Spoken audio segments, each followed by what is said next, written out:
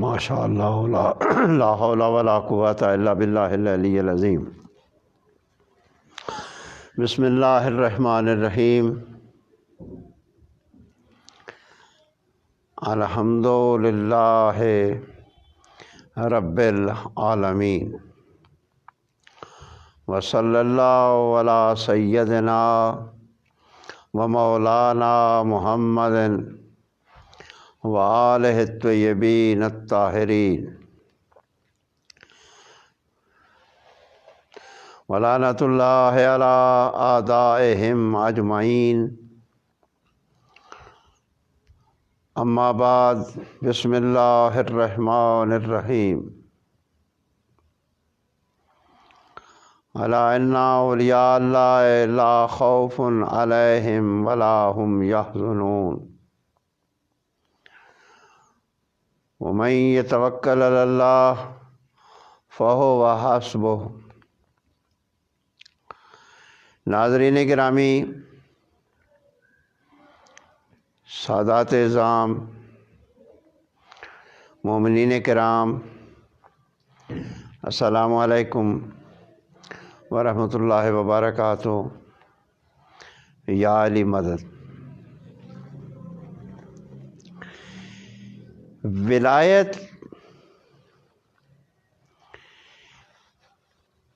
کی دو قسمیں،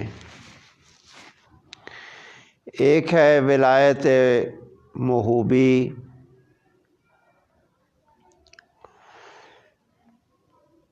ولایت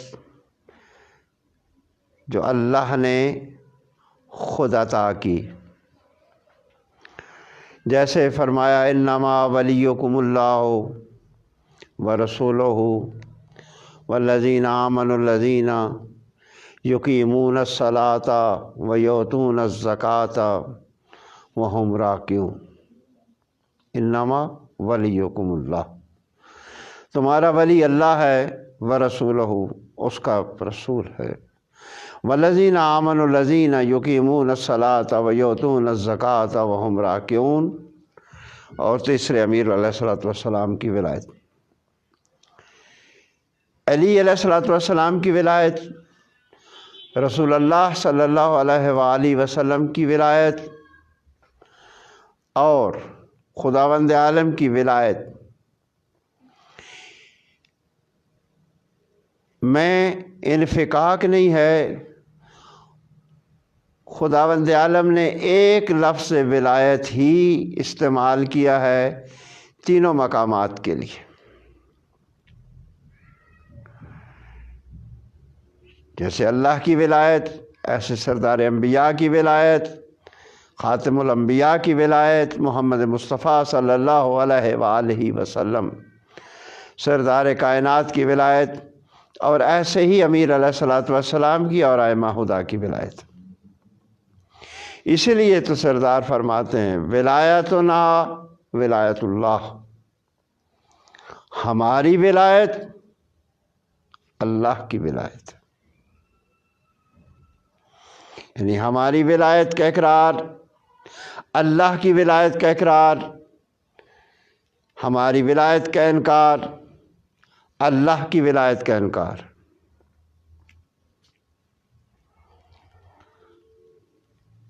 یہ ہے وہ ولایت جو ولایت موہوبی ہے، جو اللہ نے محمد و آل محمد صلوات اللہ علیہم اجمعین کی خلقت میں، طینت میں، خلقت اول میں ہی رکھ دی۔ ایسا نہیں ہے کہ یہ سردار یہاں آ کر ولی بنے، بلکہ خداوند عالم نے ان کو خلق ہی ولی بنایا، یعنی مقام اول میں، جبکہ کوئی شے نہ تھی۔ اول ما خلق اللہ نوری، سب سے پہلے اللہ نے میرے نور کو خلق کیا۔ وہ جو نور ہے، جو خلق اول ہے، اسی میں ولایت بھی ہے، اسی میں خلافت الہیہ بھی ہے، اسی میں تمام چیزیں، وہ مراتب، وہ مناصب جو ذات احدیت نے انہیں عطا فرمائے وہ اس میں رکھ دی گئی۔ ولایت کی ایک اور قسم وہ ہے ولایت اکتسابی، جس کو صالح ترقی کے لیے مخصوص ہے۔ انسانی ترقی کیسے ہو؟ انسانی ترقی سے مراد ہوائی جہاز بنانا، وہ میرے ہاتھوں سے اٹھاتا، میں اس کی زبان بن جاتا ہوں، وہ میری زبان سے بولتا ہے۔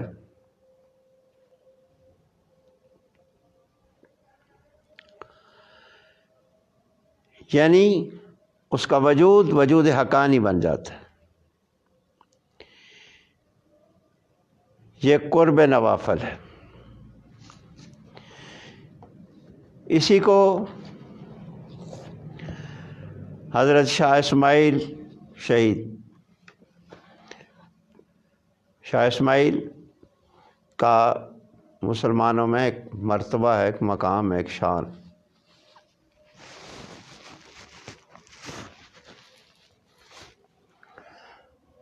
انہوں نے اپنی کتاب، یہ میرے ہاتھ میں آپ دیکھ سکتے ہیں، صراط مستقیم، اس کے صفحہ نمبر 16 پر انہوں نے اکتسابی مراتب کو بیان کیا ہے۔ دیوبندی حضرات، اہل حدیث، اہل سنت، تمام مکاتب اہل تسنن ان بزرگوں کا احترام کرتے۔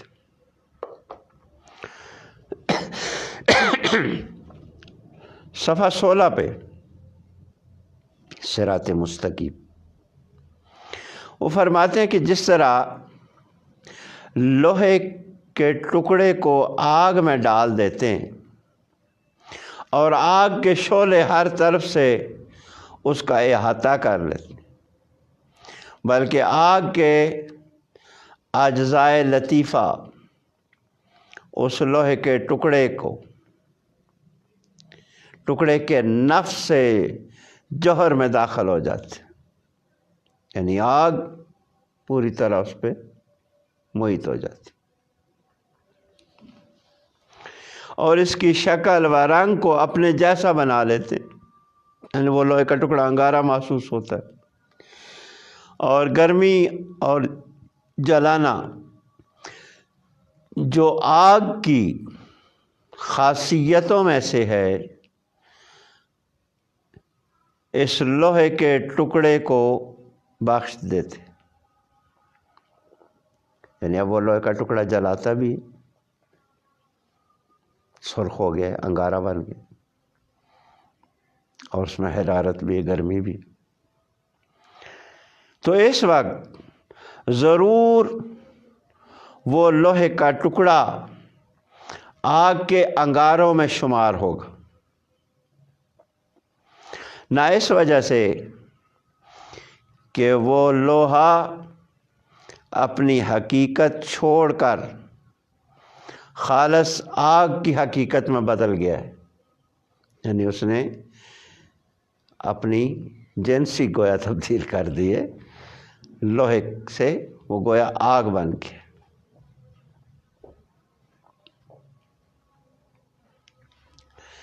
کیونکہ یہ امر تو سری بطلان ہے، بلکہ یہ لوہے کا ٹکڑا فی الحقیقت لوہا ہی ہے، مگر شعلہ ہائے ناریہ کے لشکروں کے ہجوم کی وجہ سے اس کا لوہا پن اپنے آثار و احکام کے سمیت بے کم و کاست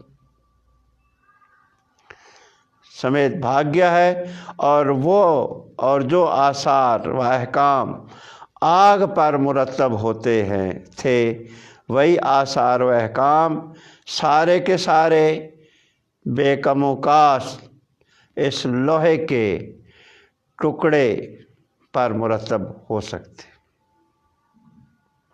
یعنی وہ لوہے کا ٹکڑا آگ کے شعلوں میں گر کر گیا، وہ آگ ہی ہو گیا، انگارہ بن کے۔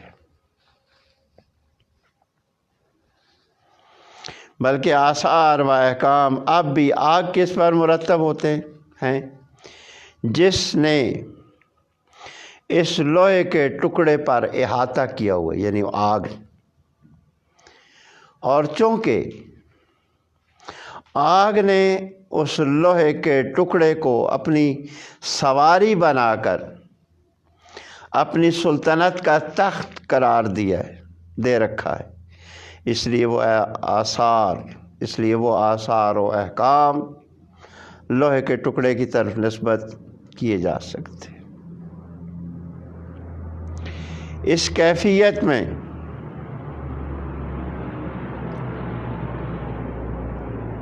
فرماتے ہیں کہ اگر اس حال میں اس آہن پارا کو، لوہے کے ٹکڑے کو بولنے کی طاقت ہوتی تو 100 زبان کے ساتھ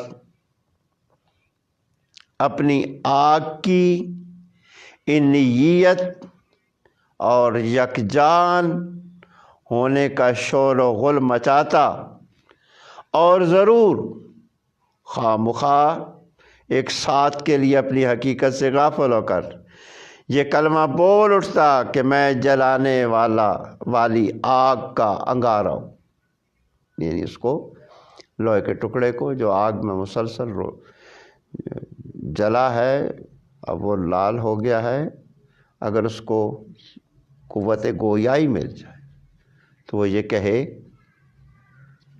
اپنی حقیقت بھول کر کہ میں آگ کا انگارہ ہوں، اور میں ہی وہ چیز ہوں کہ باورچیوں اور لوہاروں اور سناروں بلکہ پیشہ وروں کاریگروں کے کاروبار میرے ساتھ وابستہ اور متعلق۔ پھر آگے انہوں نے اپنا جو مدعا تھا، جس کے لیے انہوں نے یہ بحث کی، شاہ اسماعیل شہید،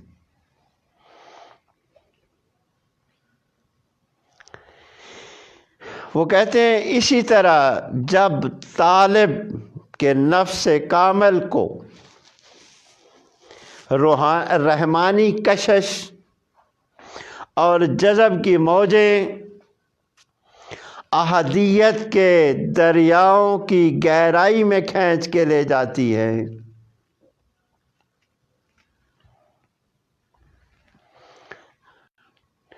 تو وہ کہتا ہے انا الحق،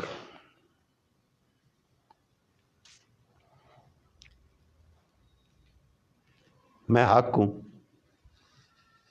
ولیس فی جنبی سوا اللہ، میرے پہلوؤں میں سوائے اللہ کے کچھ نہیں۔ اس کا آوازہ اس سے صادر ہوتا ہے۔ اور ایسی پھر انہیں وہی حدیث جو ابھی ہم نے پہلے تلاوت کی تھی، کنت سمعہ الذی یسمع بہ وبصرہ الذی یبصر بہ ویدہ التی یبطش ولسانہ الذی یتکلم بہ۔ یہاں انہوں نے ولایت اکتسابی کو بیان کر دیا، یعنی جب عارف، جب سالک ان مراتب کو طے کر لیتا ہے تو اس کی یہ مقام آ جاتا ہے کہ وہ کہتا ہے انا الحق، کلمے کے لیے۔ یہ صوفیاء کا نظریہ ہے۔ فرماتے ہیں وادی مقدس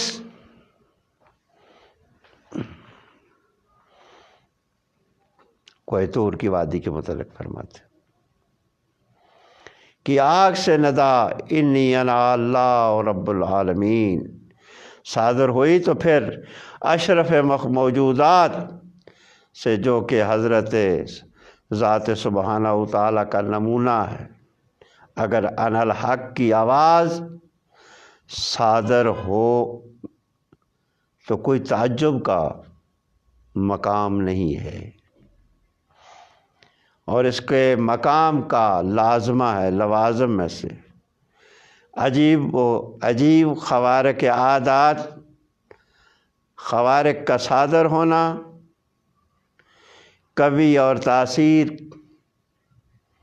تاثیروں کا مظاہر ہونا، دعاؤں کا مستجاب اور قبول ہونا، آفتوں اور بلاؤں کا دور کر دینا، اس معنی کی تصریح ہے۔ یعنی جو اس مقام کو حاصل کر گیا وہ یہ ہو گیا۔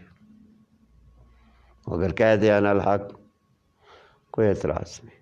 شاہ اسماعیل کا نظریہ، اگر شاہ اسماعیل کے نظریے کے مطابق عارف اس مقام پہ پہنچ جاتا ہے تو ان کے مقام کو کیا کہو گے کہ جن کو اللہ نے خود ولایت اپنی عطا کی۔ اس طرح حاجی امداد اللہ مہاجر مکی، حاجی امداد اللہ مہاجر مکی کی وہ شخصیت ہے کہ جو دیوبندیوں بریلویوں کے مشترکہ مرشد ہے۔ ان کی کتاب کلیات امدادیہ دارالاشاعت کراچی سے چھپی، اس میں ان کے بہت سارے رسائل ہیں۔ اس میں ایک رسالہ ضیاء القلوب ہے، صفحہ 35 پہ انہوں نے ایک چیز فرمائی۔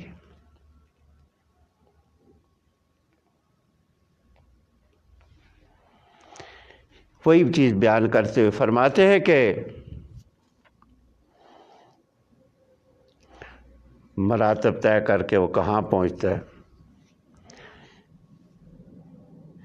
یعنی وہ ایسے مقام پہ چلا جاتا ہے عارف کہ اس کو خلق معدوم محض اور خدا موجود مطلق معلوم ہوتا ہے، اور خدا کے علم کے ذریعہ اپنے کو مطلق قید میں آیا ہوا تصور کرتا ہے، قیود کی وجہ سے اپنے کو بندہ سمجھتا ہے اور کہہ اٹھتا ہے لا الہ الا اللہ محمد الرسول اللہ۔ پھر صفحہ 35 سے آگے کر کے صفحہ 36 پہ فرماتے ہیں اس مرتبہ میں خدا کا خلیفہ ہو کر لوگوں کو اس تک پہنچاتا ہے، یعنی جب وہ اس مقام پہ پہنچ جاتا ہے، اس مقام پہ پہنچ کے اللہ کا خلیفہ ہوتا ہے، لوگوں کو اللہ تک پہنچاتا ہے۔ اللہ اکبر۔ حاجی امداد اللہ مہاجر مکی نے آگے ایک اور بڑی بات کی ہے، بہت بڑی بات۔ حاجی صاحب فرماتے ہیں صفحہ 36 کی پہلی سطر میں، صفحہ 36 پہلی سطر ضیاء القلوب اور کلیات امدادیہ کا صفحہ 36 پہلی سطر پہ فرماتے ہیں اس مقام پہ ظاہر میں بندہ اور باطن میں خدا ہو جاتا ہے۔ اس مقام کو برزخ البرازخ کہتے ہیں۔ اس میں وجوب و امکان مساوی ہیں، کسی کو کسی پر غلبہ نہیں ہے۔ مرج البحرین یلتقیان بینہما برزخ لا یبغیان۔ اسی مرتبہ پر پہنچ کر عارف عالم پر متصرف ہو جاتا ہے۔ سخر لکم ما فی السماوات و ما فی الارض کا انکشاف، کلیات امدادی، یعنی مراتب طے کر کے عارف اس مقام پہ پہنچ گیا کہ وہ خلیفۃ اللہ ہو گیا، بندوں کو اللہ تک پہنچاتا ہے، حاجی امداد اللہ فرماتے ہیں وہ ظاہر میں بندہ ہے، باطن میں خدا ہو جاتا ہے۔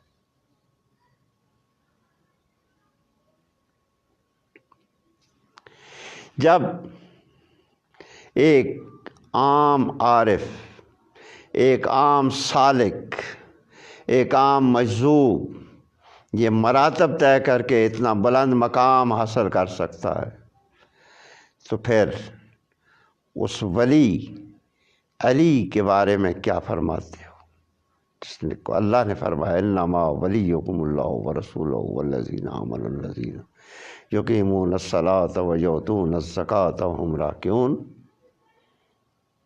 وہ اگر امیر علیہ السلام فرماتے انا خالق، انا رازق، انا ہوئی، انا امید، انا ظاہر، انا باطن، تو یہ تعجب کی بات نہیں ہے، یہ آپ کے بزرگوار اس کو تسلیم کر چکے۔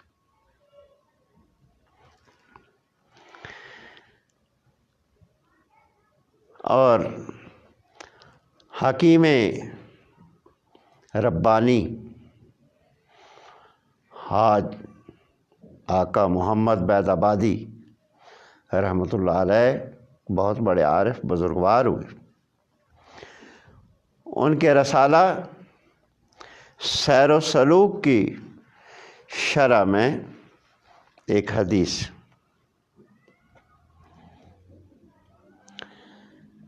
شرح رسالہ سیر و سلوک محمد بید آبادی علیہ رحمت و رضوان، اس کے صفحہ نمبر 138 پہ حدیث، جو میں روایت حدیث کوٹ کر رہا ہوں، بول رہا ہوں، متفق علیہ کر رہا ہوں، طرفین سے موجود ہیں، لہذا اس پر نو آنسر نو کوسچن، نہ کوئی سوال ہوگا نہ جواب ہوگا۔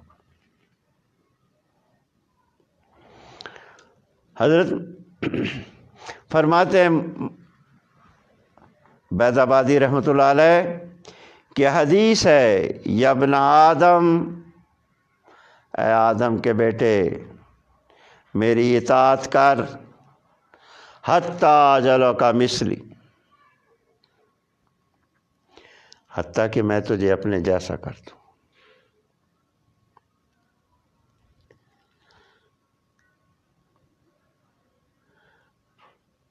تو میری مشیت بن جائے گا۔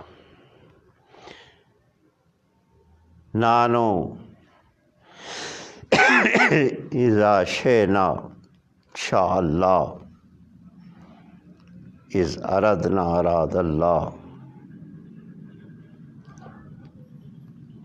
یہ وہ مقام، یہ جو ہے حدیث کہ میری اطاعت کر حتیٰ کہ میں تجھے اپنے جیسا بنا دیتا ہوں۔ یہی حدیث، اسی حدیث کو 11ویں والے پیر نے بھی بیان کیا۔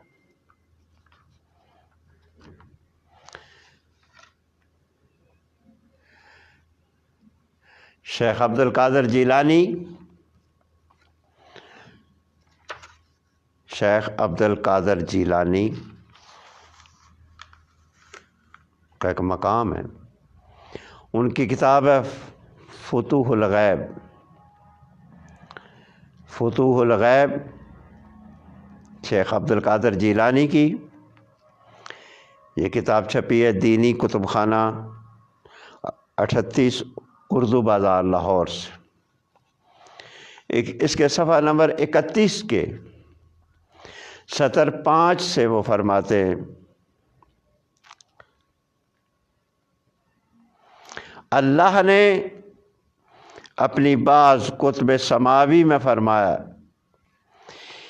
کہ اے ابن آدم میں اللہ ہوں، خالق کائنات ہوں، میرے علاوہ کوئی معبود نہیں، اور میں کائنات میں جس چیز کو حکم دوں کہ ہو جا وہ فوراً ہو جاتی، عدم سے عالم وجود میں آ جاتی۔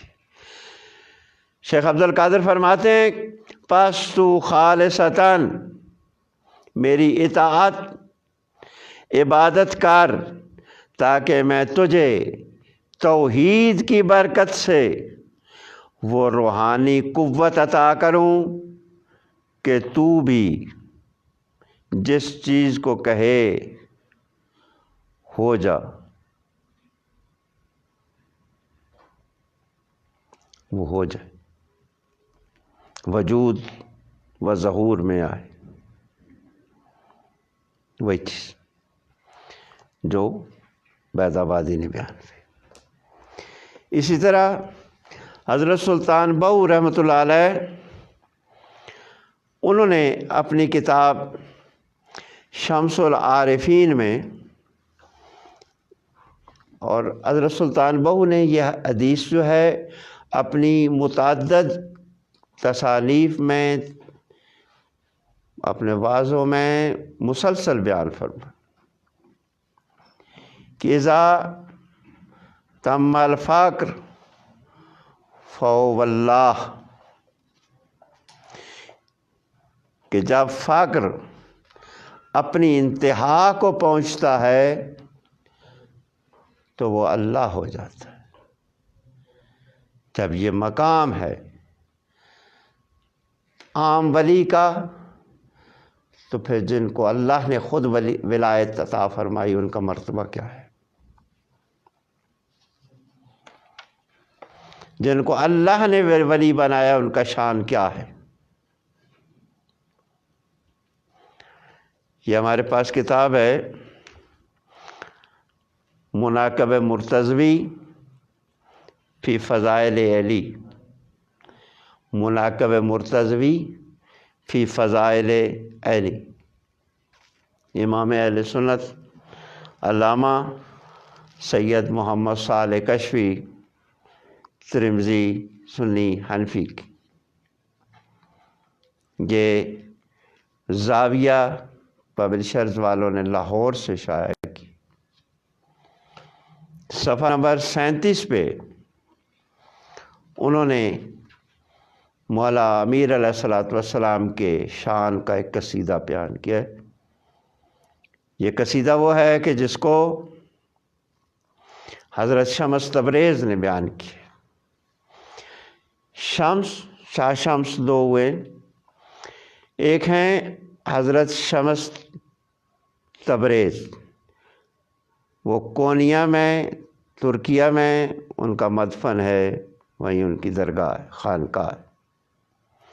دوسرے حضرت شاہ شمس سبزواری، جن کی ملتان میں مزار شریف ہے۔ وہ جو کونیا والے ہیں حضرت شمس تبریز، وہ فرماتے ہیں تا صورت پیوند جہاں بود علی بود، تا نقش زمیں بود زماں بود علی بود، ہم اولو ہم آخرو ہم ظاہر و باطن، ہم عابدو ہم معبدو معبود علی بود۔ فرماتے ہم آدم و ہم شیس، ہم ادریس و ہم ایوب، ہم یوسف و ہم یونس و ہم ہود علی بود۔ اللہ اکبر۔ ہارون ولایت کے پس از موسیٰ عمران، واللہ کے علی بود علی بود۔ فرماتے ہیں ای کفر نہ باشد، سخن کفر نیست، تا ہست علی باشد تا بود علی بود۔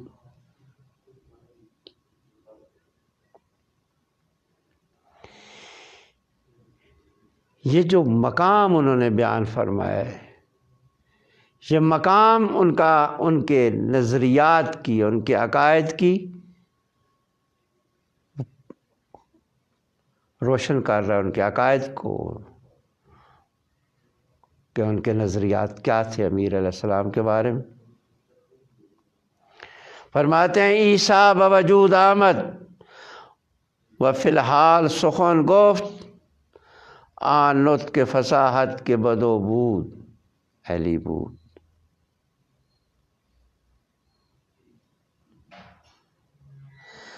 فرماتے ہیں شاہ سر افراز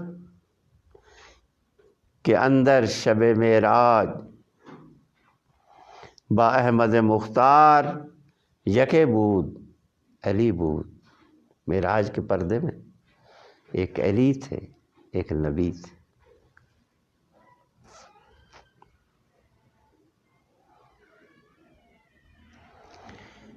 یہ چیزیں وہ ہیں کہ جو ان اولیاء کے، ان صالحین کے نظریات کو روشن کرتا۔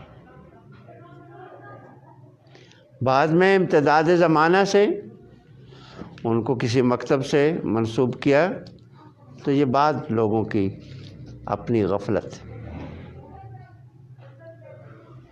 اس طرح حضرت شہباز قلندر رحمۃ اللہ علیہ جو کہ نجیب الطرفین ہیں، سادات ہیں، انہوں نے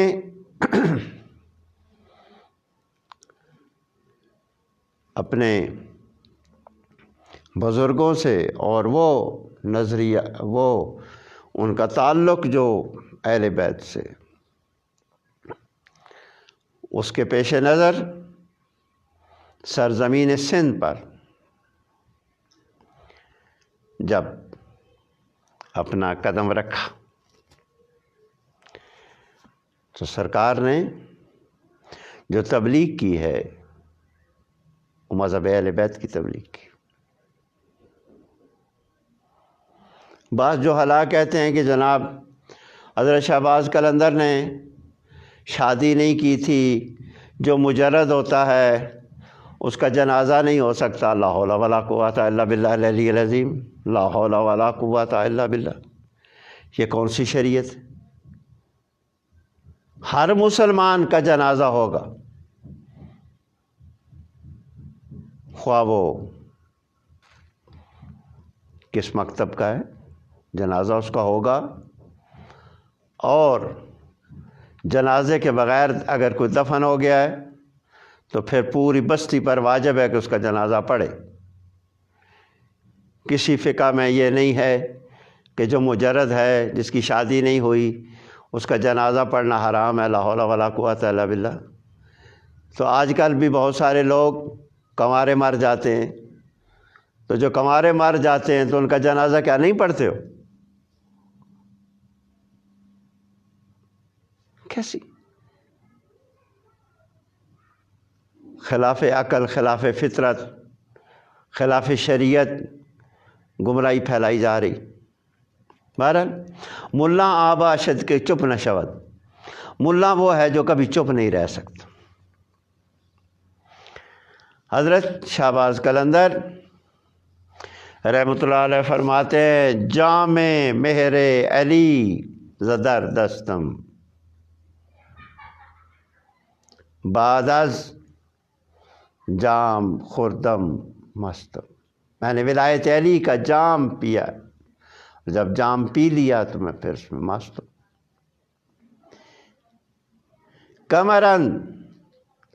کمر اندر حیدری بستم از دل پاک حیدری ہستم۔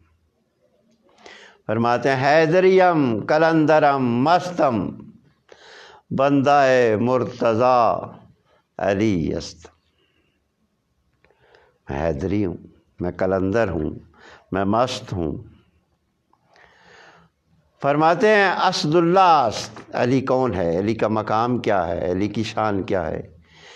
فرماتے ہیں اسد اللہ ہم ید اللہ، ولی اللہ ہم مظہر اللہ، حجت اللہ ہم قدرت اللہ، بے نظر ہوں ذات اللہ۔ حیدریم قلندرم مستم بندہ مرتضیٰ علی ہستم۔ میں کہاں اس میں شرک آ گیا؟ نہ کوئی شرک ہے، نہ کفر ہے، یہ اہل اسلام ہے۔ کہ علی اسد اللہ ہے، علی ید اللہ ہے، علی ولی اللہ ہے، علی اللہ کا مظہر ہے، حجت اللہ ہے، اللہ کی قدرت ہے، بے نظر وہ ذات اللہ، وہی اللہ کی ذات کی پہچان ہے۔ حضرت سلطان بہو رحمۃ اللہ علیہ کا میں نے ابھی قول پیش کیا ہے کہ انہوں نے کتاب اپنی شمس العارفین فرمایا ہے کہ ذاتم الفقر فهو اللہ، جب فقر اپنی انتہا کو پہنچتا ہے تو اللہ ہو جاتا ہے۔ تو جو ولیوں کا ولی ہے، جو سلطان الاولیاء ہے، جس کی ولایت کی مہر کے بغیر کوئی ولی نہیں بنتا، ان کا مقام کیا ہے؟ اس امیر علیہ الصلوۃ والسلام نے تمام ائمہ کی امامت کا بیان فرمایا۔ حضرت حجت علیہ السلام کے بارے میں فرماتے ہیں آخری جملے، قائم آل مصطفیٰ مہدی، قاتل خصم مرتضیٰ مہدی، اللہ اکبر، بخداست امام ما مہدی، اللہ کی قسم میرا امام مہدی ہے، چون علی مظہر خدا مہدی۔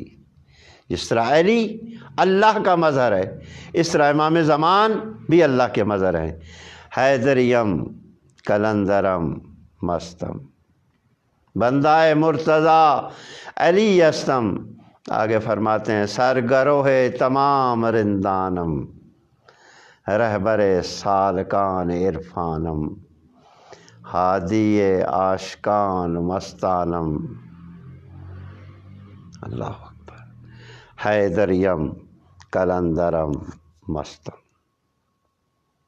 خداوند عالم آپ کو اور ہمیں اولیاء کا عرفان نصیب فرمائے، اولیاء کے آستانے سے آپ کو اور ہمیں فیض یاب فرمائے۔ اب ایک آخری بات کہ جناب وہاں دمال ڈالی جاتی ہے، تو یہ دمال کہاں سے آئی؟ یہ لفظ شاید امتداد زمانہ سے غلط العام ہو گیا ہو، لیکن دمال کا ایک وجود کتابوں میں موجود ہے۔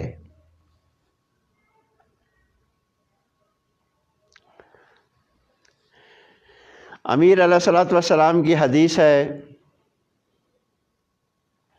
کلمات مکنونہ میں فیض کاشانی نے لکھی، ان للہ شرابا لاولیائہ اذا شربوا سکروا اذا سکروا تربوا اذا تربوا تابوا اذا تابوا ذابوا۔ اللہ کے پاس اس کے ولیوں کے لیے پینے کی ایک چیز ہے، جب اس کو وہ جام ولایت پی لیتے ہیں، شربوا تربوا، وہ مطرب ہو جاتے، یہی دمال۔ ہاں